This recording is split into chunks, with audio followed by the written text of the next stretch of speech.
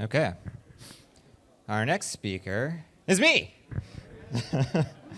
I get to introduce myself. Hey, I'm Joshua Lifton. I'm co-founder and president of CrowdSupply. Again, thanks for being here.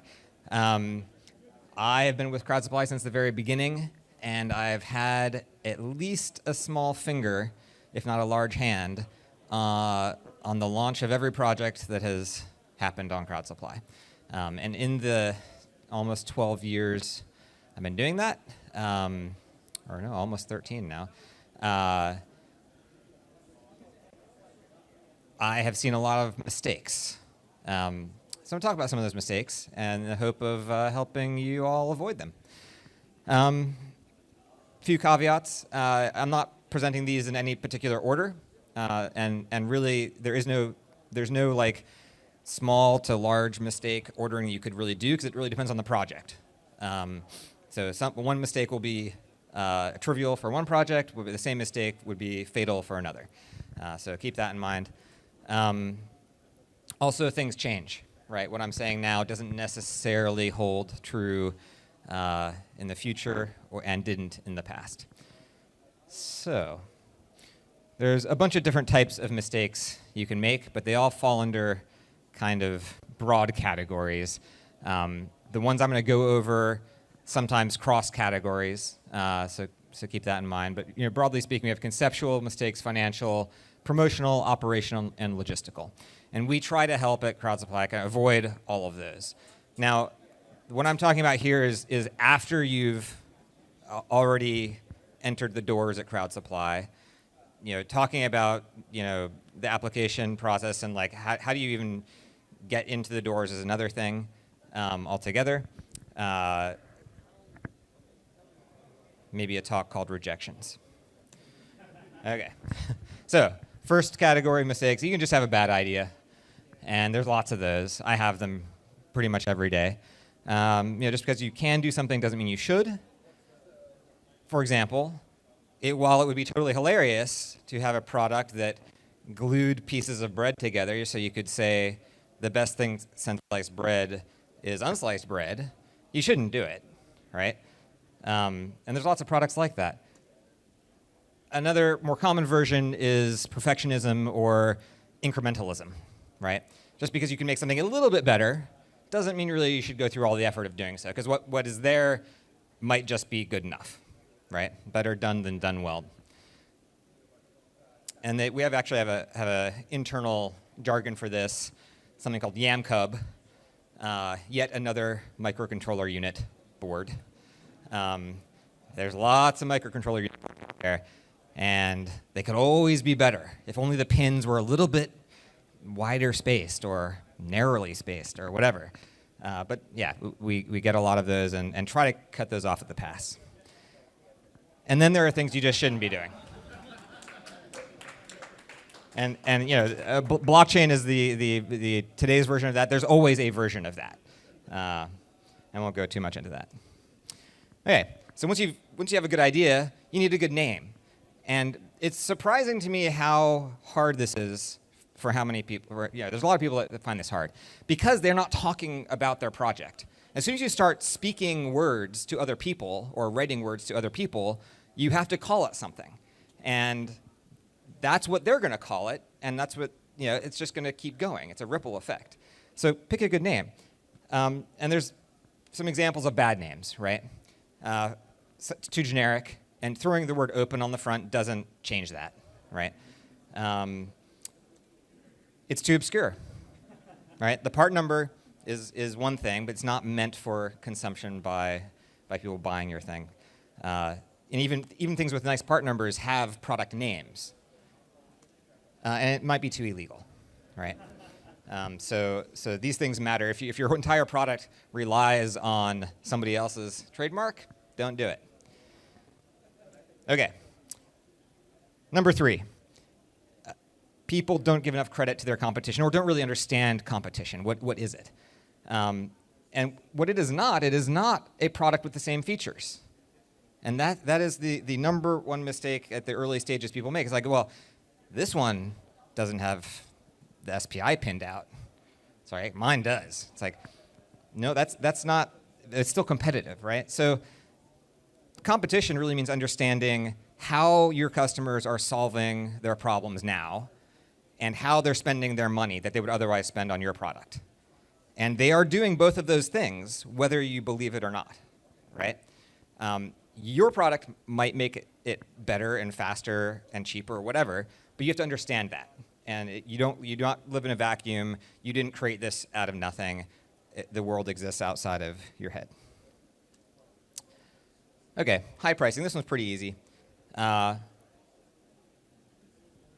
When you're creating a product, a lot of people, and it's not everyone, but some people place a lot of value on it. It's like, well, I put so much time into it. It has to be expensive. Or like, I think it's a great idea. It has to be expensive. There's a bunch of reasons why you might have too high of a price. Maybe your costs are too high. Your ego is tied up into it, or you just want a lot of money. But those things aren't going to help you. Much more insidious is that your pricing is too low. And this is something I've come fervently to believe, that the sustainability of a product is tied to its price. If it's not set properly, you don't have a sustainable product. You won't be able to keep producing it, and no one else will either. So all that time and effort, all that fun you had like designing it and bringing it to life is kaput. So a bunch of reasons why you might make the mistake of pricing your product too cheaply. You want to maintain parity with the competition. Like somebody else is selling something similar, so mine has to be at that price. See that all the time. Well, this can't compete with the $29 thing if I'm charging $59. But you're not selling the same thing, right? So understand your competition again.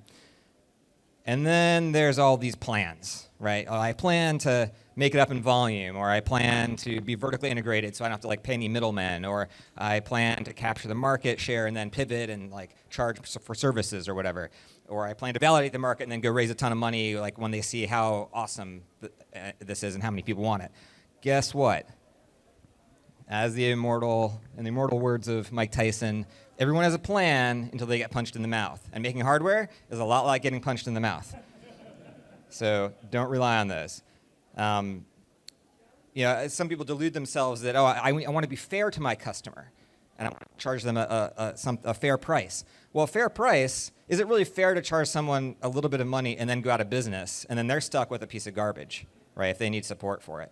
So no, fair is making sure that the product continues and is providing value and will be there for a long time. Okay, so we talked about pricing. Now we're talking about thresholds of success. And this is somewhat specific to crowd supply and crowdfunding, right? We have this all or nothing mechanism. But success, it really is a stark line. It's like you're either going to make the thing or you're not going to make the thing. And there is no try. Examples of this are asking for too much money just because you want that much money, right? Even though you only need 10% of that.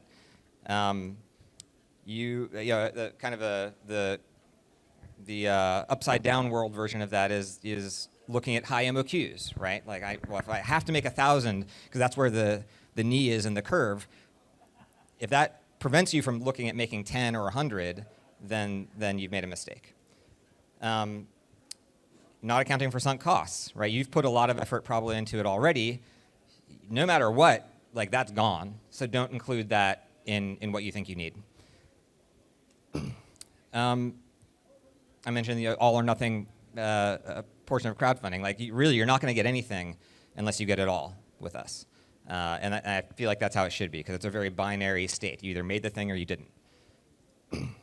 And then there's this mythical psychological effect that people think that if I ask for more, I'll get more, right? And that is true of charity. This is not charity. People are buying something from you, and they want to use it. They might like you. They might think you're a good person, but this is not charity, right? This is not a fund drive. This is a transaction, right? A consumer transaction. And so no one's going to be convinced that if he's asking for more, I'm going to give him more. That's not how it works. Okay, so that was if your threshold is too high. What if it's too low? And this does happen sometimes. It's much rarer, and I think it's less of a problem. But really, are you just going to make one of, if somebody buys one thing and that's it, are you really going to make it? And if the answer is yes, okay, great. But if the answer is no, there's all this NRE and tooling and blah, blah, blah that I don't want to do, then you should raise your funding goal. Some people make this mistake just because they didn't make a spreadsheet, right? They just didn't run the numbers, and they're like, oh, gosh, it's actually several $1,000s to get this thing out the door, and not a couple of bucks. It might be another manifestation of the pricing mistake. Pricing your product too low might give you the impression that you don't need very much money, when in fact you need a lot more. And then there's the case where you actually don't need the money, and you think, oh, if I don't need the money, then I don't need to do this. But you're not taking into account the value of market validation. And I'd say for the vast majority of products that launch on crowd supply, the value of market validation is as central to what they're getting as the actual funding. Okay. So here's something really specific. I was encouraged and kind of inspired by Arthur's talk a few days ago, where he just jumped right in. He's like, you have to label your stuff, right? And like with big letters. And I was like, that is concrete. I like that. That's going to stick with me for a while. So my version of that is Incoterms. You got to understand Incoterms and countries of origin. And this is something that a lot of people don't have experience with. You're making your thing all over the world, perhaps, and the parts are being made all over the world. On the surface, it's like, oh yeah, I'm going to make this thing at this CM. They're going to ship it, and then customers will be happy. But you got to understand the Incoterms for all that shipping, all that in between the thing being made and it getting to customers. Incoterms stands for International Commercial Terms. It's the standard by which two parties, a buyer and a seller, agree to split the costs and liability of getting product from point A to point B. And that includes all the insurance and freight costs and who is actually picking it up and whatnot. It's stated as a code, right? So we have X-Works, we have FCA, we have delivered duty paid, and then a place, right? I'm not going to go into Incoterms. It's not very complicated. You just got to take the time to read it and understand. And there's a lot of different versions. We only deal with, in practice, a small handful of them. So X-Works, FCA, and DDP. But these things have very strong interactions with your country of origin and with trade wars. And so if suddenly a trade war appears between wherever you live or wherever you want to ship your things to and wherever you made your thing, for example, China and the United States, then your Incoterms will suddenly become much more important, right? Because who's paying those tariffs? Who's paying those duties? Who's getting the export license and the import license? All of that. Similarly, country of origin is not where you live necessarily. It's not even where you packaged the thing necessarily.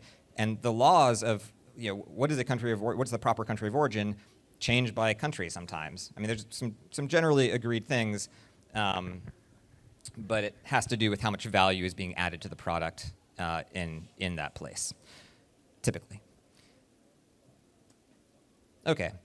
In the same vein, misunderstanding compliance, I'm just going to say CE because that's what most people care about, or a lot of people care about, is a problem because the more successful your thing is, the more it's important that you're compliant, and the higher the risk of being non-compliant. So I'll just talk about CE, but you could think about this, FCC, and there are all these other regimes around the world, but I'll just concentrate on CE. So for most crowd supply projects, it's actually not that difficult to get properly CE compliant products.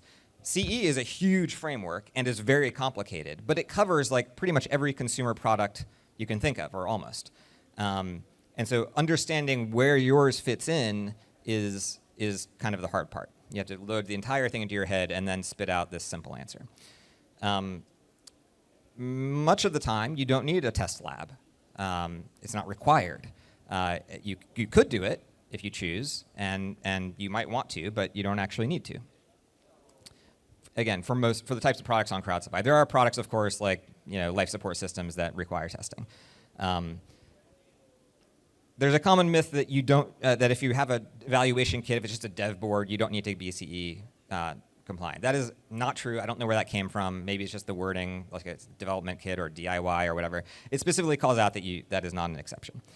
And then another common myth is if you sell it on your own, or through eBay or through some other marketplace, you are exempt. That is also not true. You're just breaking the law and you didn't get caught. Ultimately, you should feel pretty comfortable about accepting liability for your product. And that's what compliance, these regulatory frameworks are about. They're about placing blame to incentivize people to do the right thing and not make their product dangerous, right? And if you are worried about that, then you probably shouldn't be making your product.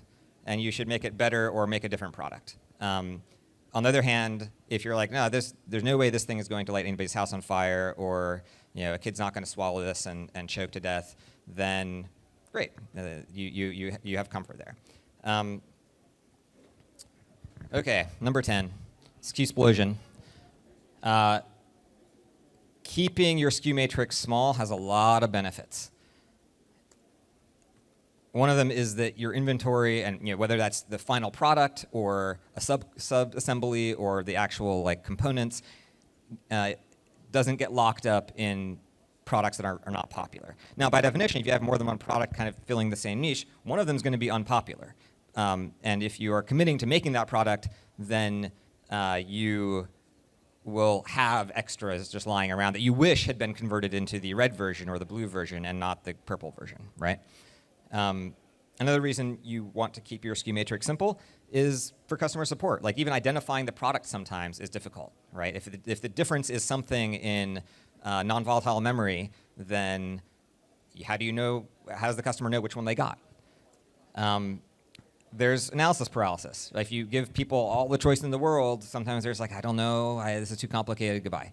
And they don't buy your thing. And then this is the most common one, and most insidious, I think, is that people use variety and choice and flexibility in SKUs as a way to avoid thinking about what people are actually using their thing for. And if you really thought about it, if you really understood the use cases and talked to people or went through experience yourself, you would know, everyone wants this one, not these other ones. And sure, you're missing out on a little bit of sales, selling to those few people who got confused or really want this other thing, but the focus it grants you is invaluable and will help you in the long run. Okay. Once you launch a campaign on crowd supply, that's kind of just the beginning. There's a lot more work to do. And I'd say the same thing about ending a campaign. Okay, that's just the beginning. Now you have the money. Now go make the thing, right? But can't just launch a campaign and then hope for the best. You have to have a plan for actually engaging with your audience and talking to them about the product. And when I say launch a campaign, I mean taking your first sales, right? Making it available for sale. So you have to tell your audience multiple times about your project because people don't check email, or they'll skip one or whatever, or they won't see it on social media. And so you have to kind of keep reminding the same group of people and larger groups of people about your product. And you have to say it in different ways because the people who were paying attention, they're going to get bored and angry if you keep saying the same thing, right? And so you have to really come out with new content, preferably every week, right? It's like, hey, this is another way you can use my widget. And people are smart. You don't have to explain the stupid things to them. They'll get it. And the more you treat them as smart, the more interested they'll be, and the better your product will sell. As far as media, right, a lot of engineers and crowd supply creators, they don't have experience with media. They think it's something magical, and it's really just people interested in writing about your thing, right? You've got to make them interested, just like you'd make somebody interested in buying it. And there's media in this room. Hello, David, who I think can vouch for that. And so you want to give them a reason to talk about your thing. Like, what is their audience interested in hearing from them? And it may not be the same thing that you're telling the rest of your people, but if you can tell that one slice of the story, then you've suddenly reached, you've magnified your reach. Okay, so let's say you've made your thing, you've crowdfunded your project and got the money and went through production. The decisions you just made on how to go through that production and the value proposition you're giving and the feature set and all this, that's going to affect the entire life cycle of your product. You could pivot, but that costs something, which will affect everything else down the line. So it's better to answer these questions as early as you can. How are you going to continue to make the product? That first batch is one thing, but what about the next 3 or 100? How do you deal with defective units? Because there will be defective units if you make enough of them. Are you going to take RMAs? Are you just going to say tough luck? And then there's your fault, and there's the customer's fault, right? Customers will do all sorts of horrible things to your product and not realize that it's PEBCAC. Your product will come to an end of life, right? And this is probably it sounds scary, but that's actually a good thing for you. And the kind of the most successful products actually have a plan for that, right? They're like, okay, after these 10,000 units or whatever, I'm going to reconsider the market and my ability and my desires. And so at 10,000 units, I want to maybe have a plan to stop, right? And you want to project that. You don't want to scare people away, but you do want to say, here's how long I'm committing at least this much time to support this product. And then how do you end of life it when you do? And then how are you going to finance things, right? Because crowdfunding, you get the money up front, and that's like one of the big reasons people do it. But that's not the typical case, right? Especially for future runs. So building in margin enough to enable that is pretty important, or just having a plan or partners for doing that. And then finally, once you are widely successful, how are you going to warehouse and distribute all this stuff? Like, who are you selling to? Are you selling direct? Are you selling only to resellers? Are you selling to an exclusive partner? Like, what's that look like? There are hundreds of other points I could make, I think, about any one of these things. These are just the ones that are the most common, I'd say. And really, there's whole topics we didn't cover, but that is, broadly speaking, the large mistakes that I see. Thank you very much. And if you have any questions, I'll take a few now.